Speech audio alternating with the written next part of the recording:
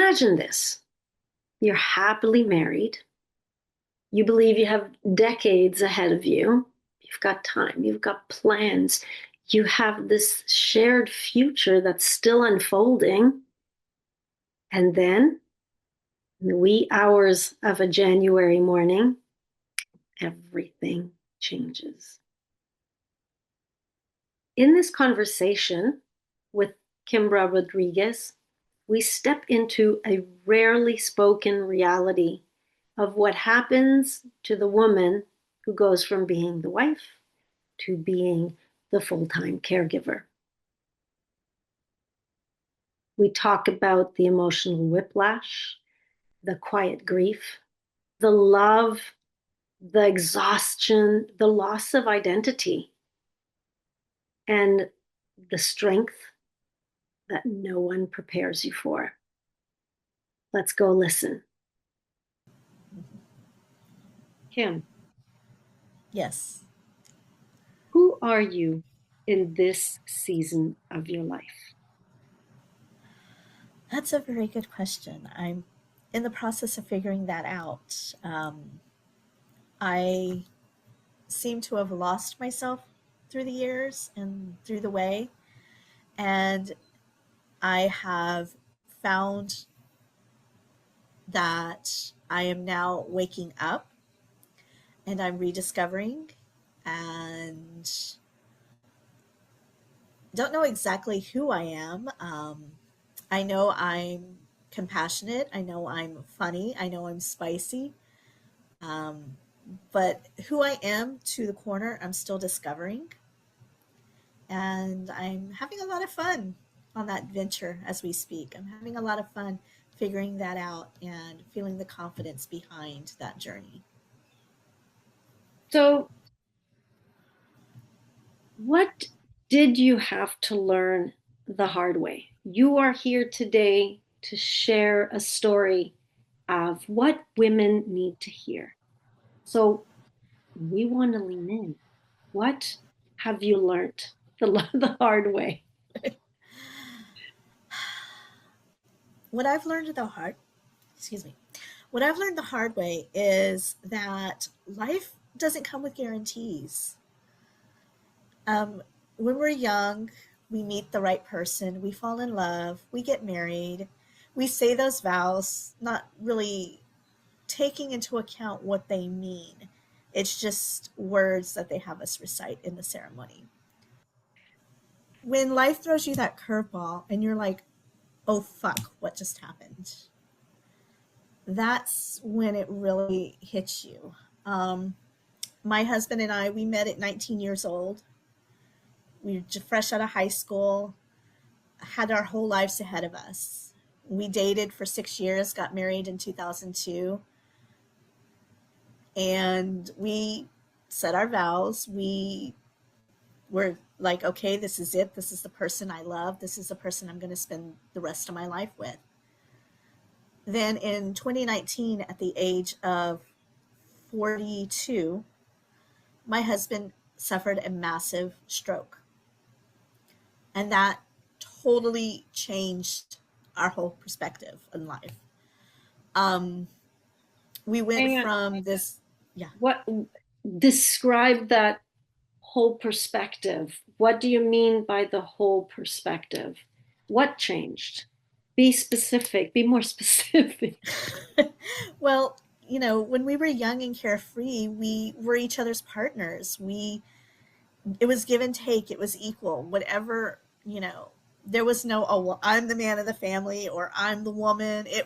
We were equal. We were compatible. And we had our hopes, our dreams, our wishes of what we were going to do with our lives, where we were going to go.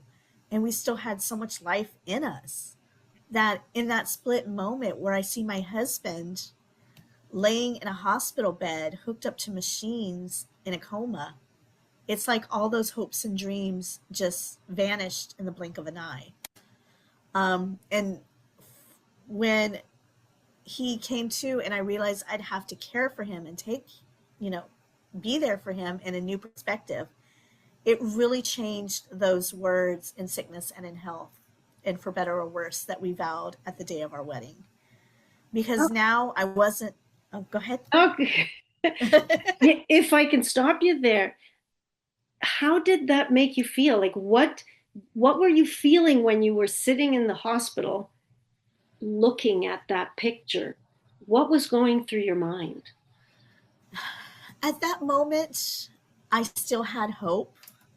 I still had this vision that he was going to get better, that this was only temporary. This was a season for us, but he was going to come out the other side and we were going to go back to being what we were pre stroke.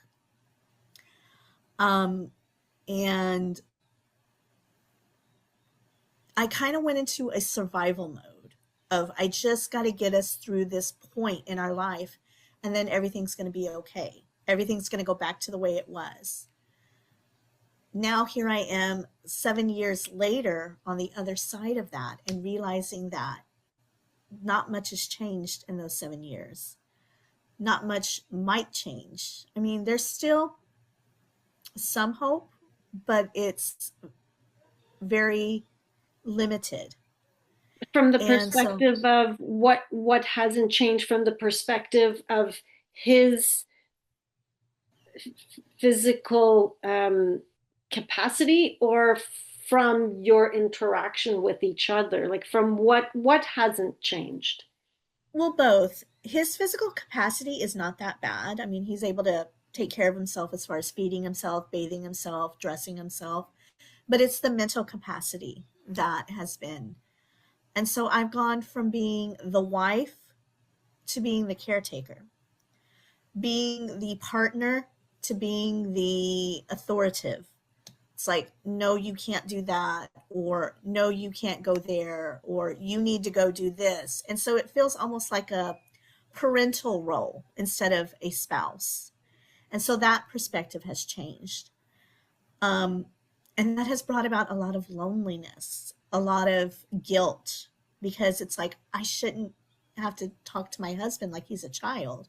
I should be able to be able to share conversations and share warmth and share joy, not be his person to say, his monitor, I guess you could say. Yeah, yeah. And so that has really brought in a lot of loneliness, a lot of hurt, and with that guilt, because I know it's not his fault that this happened to him. I know he's not choosing to do these things.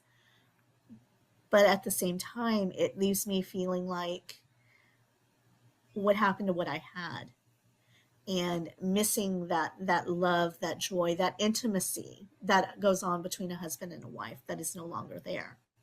And how do I navigate life now knowing that I made this vow of for better or worse, in sickness and health, till death do us part, when that role inside itself has shifted, and having to navigate that and rediscover that and keep myself happy, because by ignoring my own thoughts and my own feelings and my own desires, it's not doing him any good and it's not doing me any good to stay in that shut off capacity.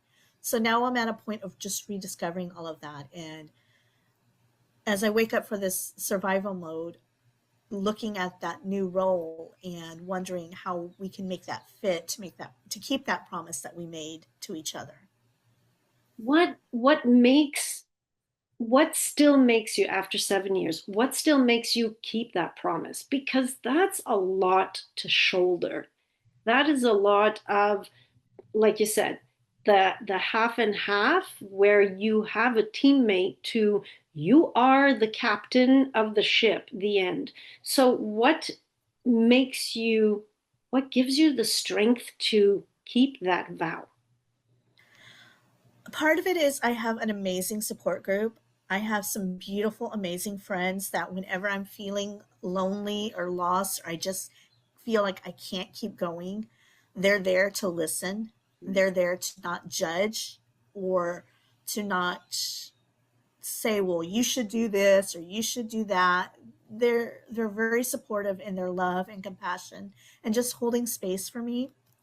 Another place that I have found is in my writing, being able to just get my thoughts and feelings out on paper and take myself into almost an escape for a while through my stories. And then there's the fact that at the end of the day, through all in all, I still love him. Okay. I mean, this is the person that I fell in love with at 19 years going on. It'll be 30 next year, or no, 30 this year. And I just, I can't see myself being without him or being with anybody else. Hmm. So,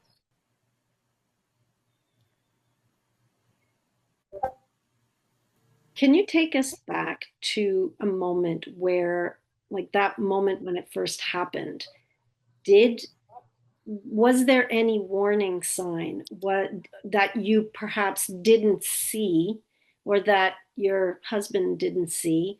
Could any of this have been prevented? Um, well, he had had high blood pressure for a while.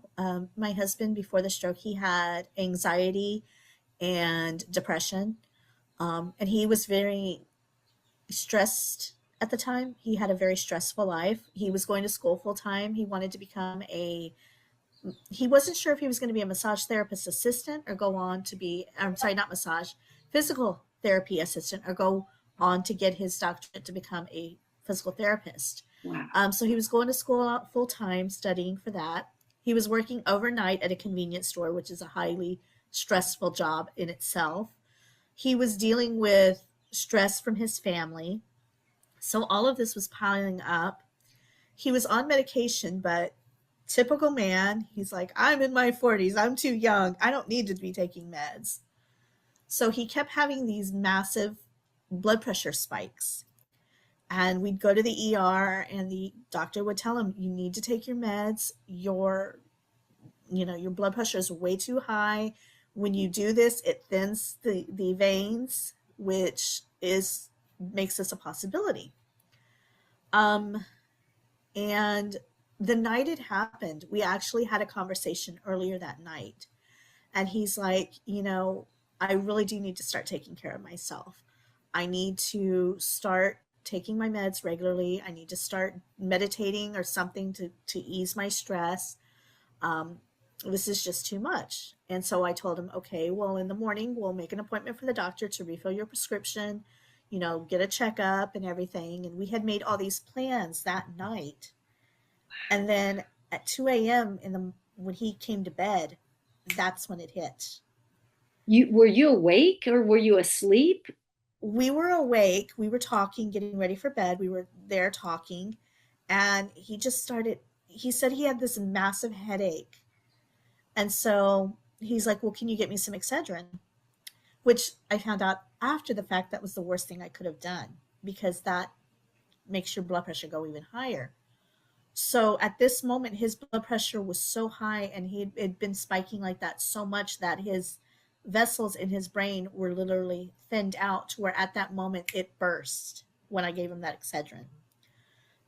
So, I did the right thing at that moment. First thing I did, call 911, got him to the hospital.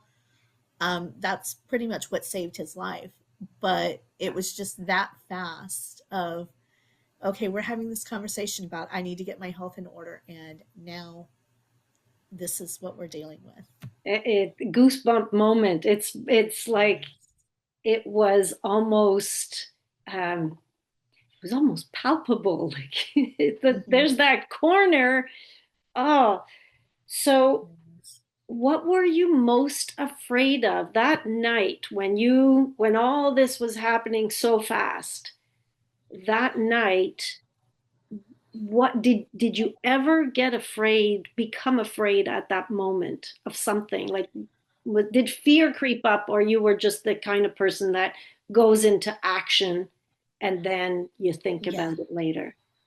At that moment, I was kind of more in action mode. Well, it was action slash maybe shock. Like I didn't really fully grasp Okay. what was going on. I just knew, oh crap, this is happening to my husband. Let's get him to the hospital.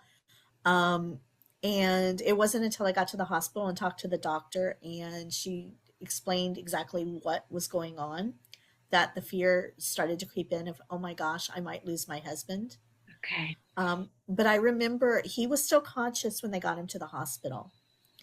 And I remember as they're working on him and I'm standing there watching, I remember him looking at me and like lipping. He didn't say it aloud, but he kind of like lip spoke. You know how you say when you don't use your voice? But I remember him saying, "It's okay," and "I love you." And then that's when they told me that they had to put him into medical coma. Okay. Um, but I just, at that moment when he told me that, something inside me was like, he's going to be okay. He's not going to die. And even though, like, the doctors were, I found out after the fact because they're not going to tell you this in the middle of Of what's course. going on. But after the fact, the ER doctor and the surgeon for both told me they were sure he was not going to make it. They were positive he was going to die. It is by the grace of God that he lived through this. Wow. And I just remember there being at the hospital, and everybody was so certain that that he was gonna die, but they didn't want to tell me this. But I just had this calm about me that he's gonna be okay. He's gonna pull through, not knowing how much change was really going to take place, Yeah. but just knowing that he was going to live through it. Um, and I remember telling the surgeon 2 weeks later when he came in for his checkup, and I told the surgeon, "Thank you for saving my husband's life." And the surgeon told me, "Don't thank me, thank God, because he should have died that night." Wow. You just said something very interesting. You didn't know how much change was going to happen, to take place. Mhm. Can you talk to us about that change? What, like, from a looking at it as a picture and then your own state of mind? Because Um, obviously everything changed.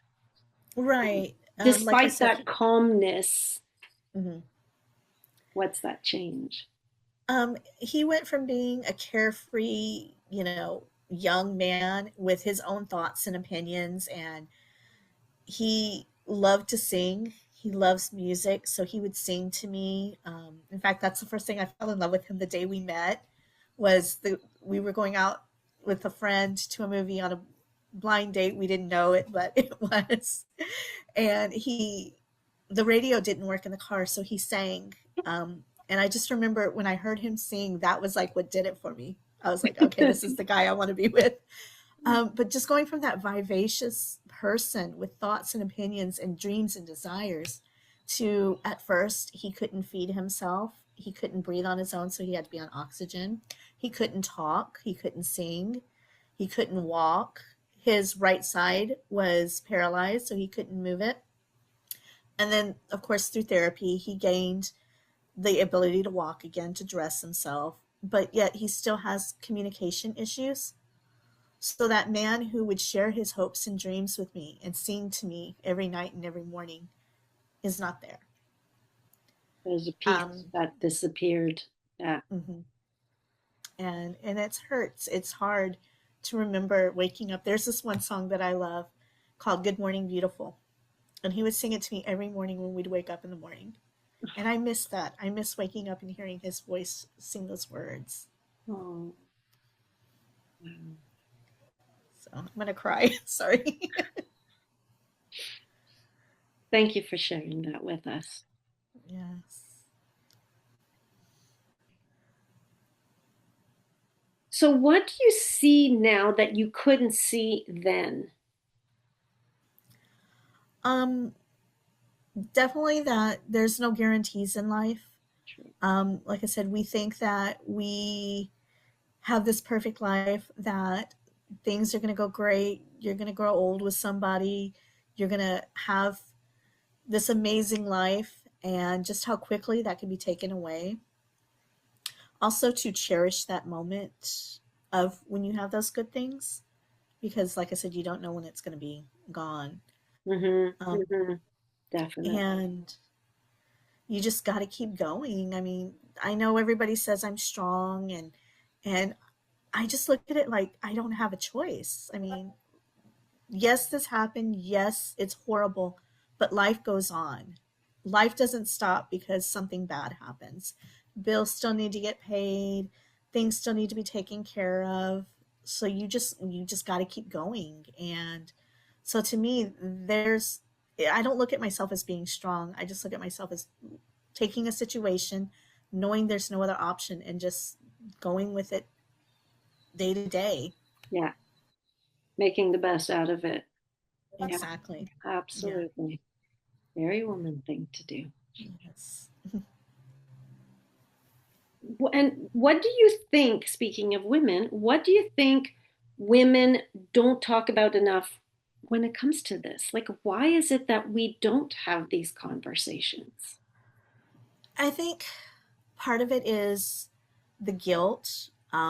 We are, as women, we're expected to be strong. We're expected to carry on. We're expected to just be the one who does it because we're women. That's what we're here for. But there's so much behind the scenes that we don't discuss: the pain, the loneliness, the feeling, that guilt of, why am I feeling this way when he's the one that had the stroke? Or why should I have to want or need to be touched like that again, or to be held like that again? It's obvious he's not capable of that, so why should I need it? Mhm. And so I think that's why we don't discuss these things. It's because it's that hidden guilt and that hidden feeling of, well, we aren't worthy of it, or we don't need it because he's not able to do it, and he's not able to treat me the way he was or be the person he was. So I just got to accept it and accept that that's life. And that's not true, because at the core of it, we're still women. We still have our wants, our needs, our desires.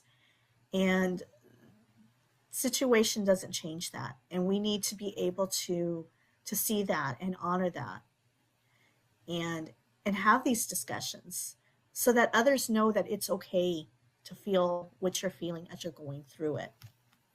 Now, if you had anybody, I mean, if I think a lot of it is also that we, like you said, we accept the situation and we roll with it. It's Mm-hmm. this is what these are the cards that I've been dealt with, and I'm not going to complain about the hand that I have. I'm going to play the hand that I have with the best of my abilities. Fair enough. But Mm-hmm. if there was someone that you could talk to about this, about how you feel, who would it be? Because I went through Mm-hmm. not quite the same thing, but a divorce is similar. We have, from what I'm hearing from you, there are common threads, and I was at the point where I didn't want to talk about the crap Mm-hmm. that had happened because life is not that bad. Move forward, Right. use the energy to keep moving forward. But there are Mm-hmm. times that I really wanted to, I wish I would have had someone to talk to and just maybe not complain, but just get it off my chest. Like, who would, but I never could find that person. So I'm Mm-hmm. asking you, who would you have liked to turn to have a conversation, to let it out, to empty your heart, to know Mm-hmm. that you're not wrong, to know that you're doing a great job? Um, there are support groups, but my problem with looking into a support group was always that this usually happens to the elderly, and I didn't want to be into a group with people who are in their 60s and 70s and True. 80s grieving, because that's not who I was. I was still in my 40s and vivacious and alive, and I'm like, I don't want to go share what I'm feeling with a bunch of old people. No offense, but that's what was going on in my mind. Yeah. I did find a support group through Facebook that was more people, had people my age that had suffered similar things, that I was able to go in and share, and like, how do you deal with this and how do you deal with that? So that helped a lot. And then Who, also sorry, I want to just ask, is this who had gone through similar stuff with their partners or with their parents or both? both. It was some people that had been with their parents, some people had been with a spouse, some people had been with a sibling, and so it Mm. was a good mixture of people. But I was able to find other spouses in there, who had gone through similar things, so that was a blessing. Also, there are counselors and therapists. I did go through therapy when it first happened because I started having massive panic attacks. So I did go through counseling for a while, and I've actually been looking into going again now that I'm waking up on the other end of it and dealing with all those emotions coming back raw and having to navigate it. So I've been thinking about getting back into counseling to help to navigate those emotions, and what do I do with them now that they're almost on edge, so to speak. So, okay, I want to bring up the idea of timing because most people, our listeners, think that 7 years is a long time. Why did it take you 7 years to wake up? Right? It's Um, that idea of yeah. it's a long time, but I understand that 7 years is so in those like that transformation of the 7 years, Mhm.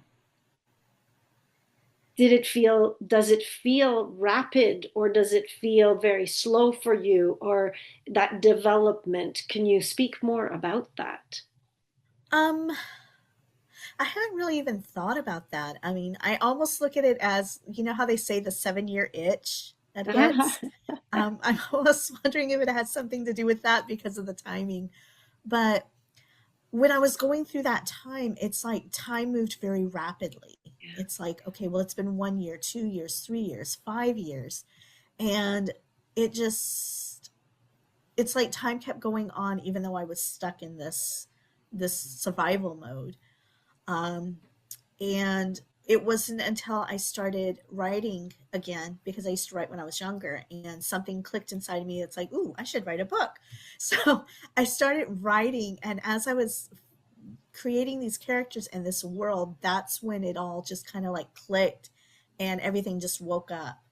Um, and like I said, I don't know if it's because of that 7 year itch, as they say, but to me, just time felt like it was just going, even though I was stuck in my own little world of the survival, time was still moving fast. And it's Yeah. like, oh, well, it just hit me that this past year, I mean, this past week, I was like, I had a friend over and I was like, oh my gosh, it's been 7 years today. And my friend was Wow. like, no, you're kidding, right? And I was like, no, today is the day it happened. Wow. And that's when it all hit me. Wow. What a way to start a year. Yes. Hmm.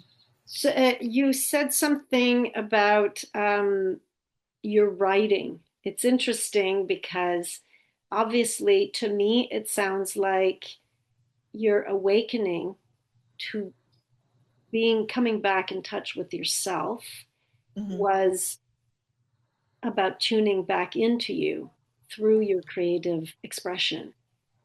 So I'm wondering if the time lapse, like you said, you use the word survival.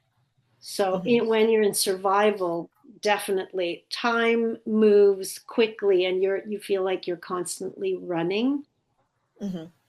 And then that moment where you slow down enough, what made you what made you turn into what inspired you to start writing again, to go into, was it the writing exercise of getting it out of you, or was it more about you getting back in touch with yourself?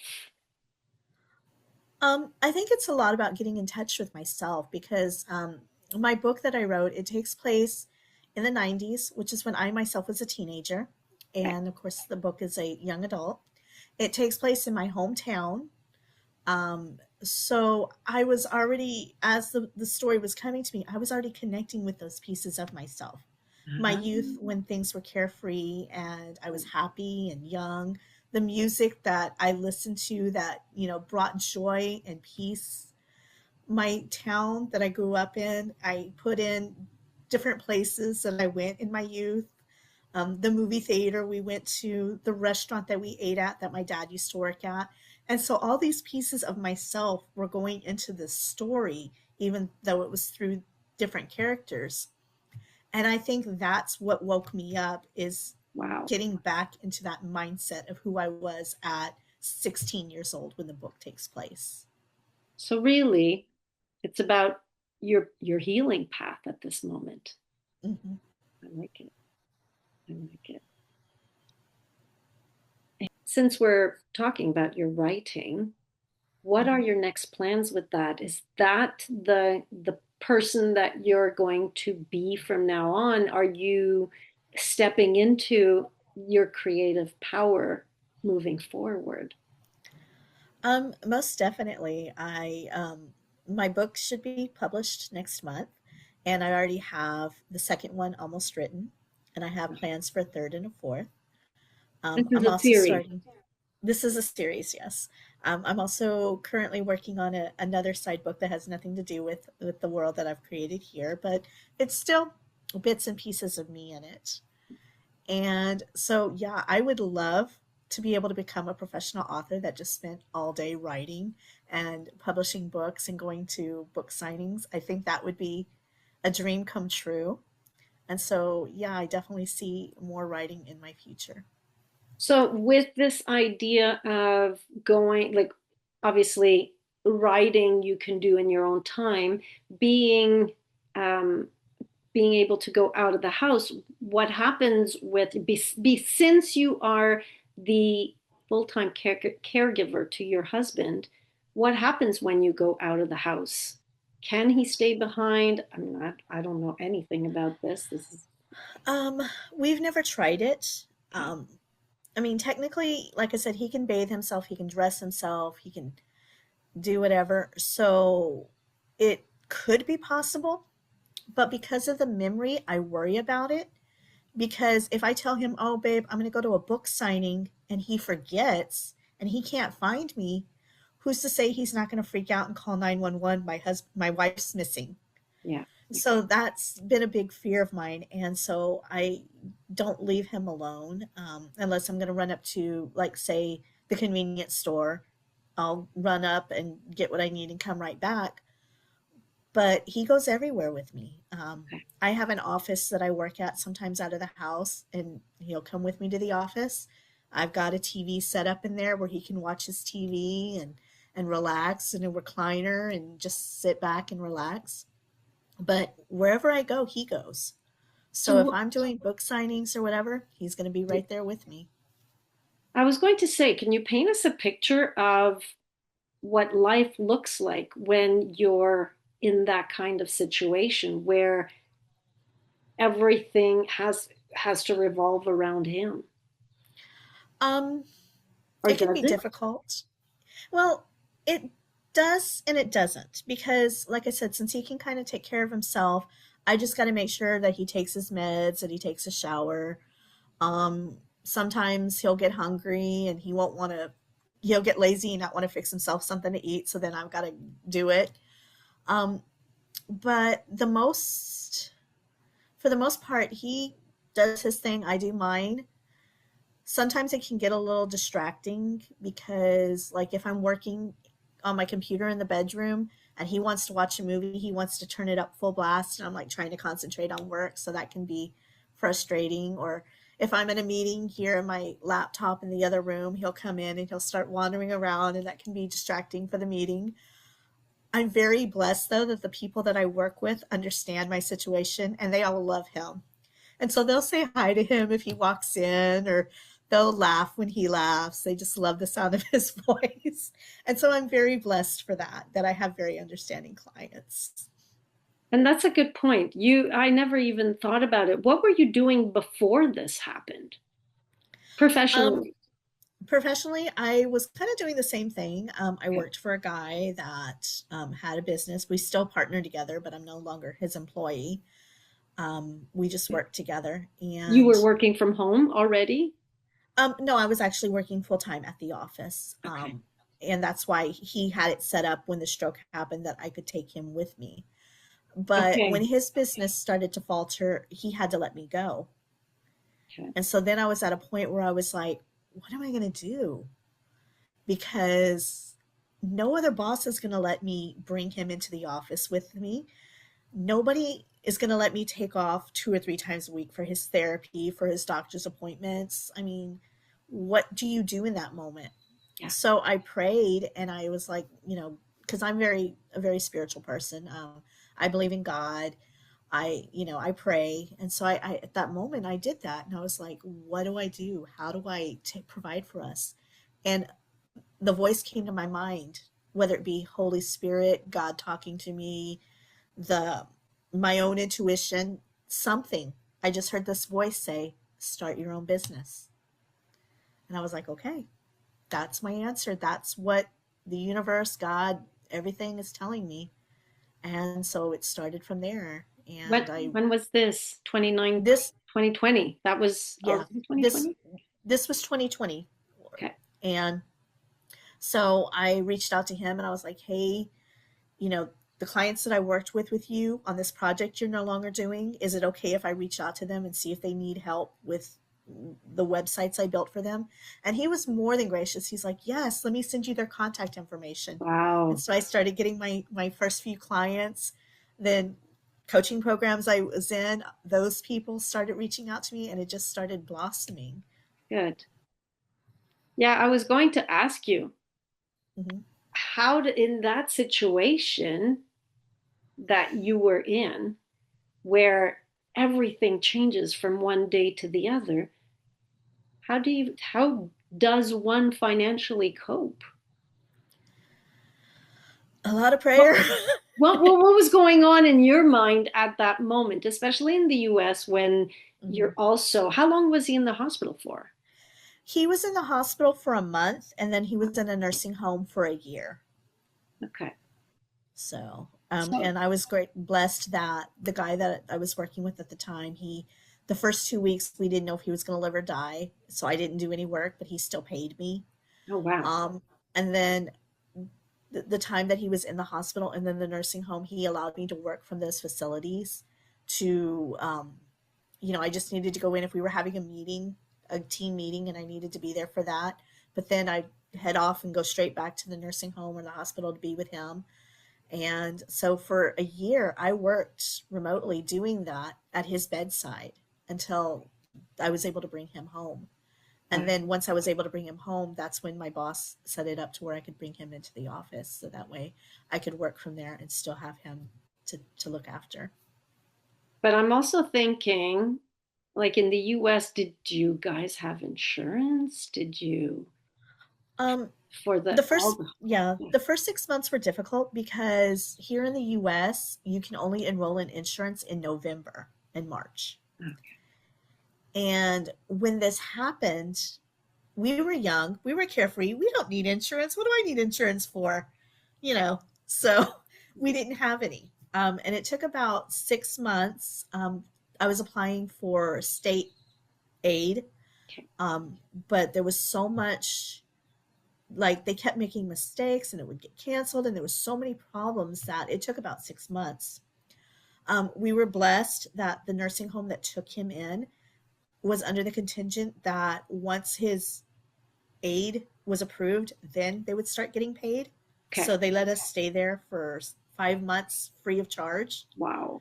Um, and then once his insurance did kick in, we were able to get that financial aid to help with a provider, with his medical, and all of that. And then Medicaid kicked in. I'm sorry, not Medicaid. Medicare kicked in because he is, by the U.S. government, he is deemed being disabled, cannot work, so he's able to get Medicare. And then as time went on, I started making too much to qualify for the Medicaid. So then I was in this place, well, they say I'm making too much, but I'm still not really making enough to handle it. So that means I got to work even harder to make more money because I didn't want to make less just to have the state aid. That wasn't the point of it all. So it's just that's what's kept me going and kept pushing me to keep working and keep going. Wow. Yeah. Yeah. So now that this has happened, do you do you make different plans financially, or have you made a plan for the future, or how does it work? I've Asking as a started to money budget. person. Yes, I've started budgeting more. And I've also been in some talks with my financial advisor, getting kind of tips and stuff on how to invest my money wisely, especially with a book coming out. So that has definitely helped me as well. Okay. So this is, you are planning now for Yes. your future. That's good. That's Hmm. good. Yes. So I want to ask a last question.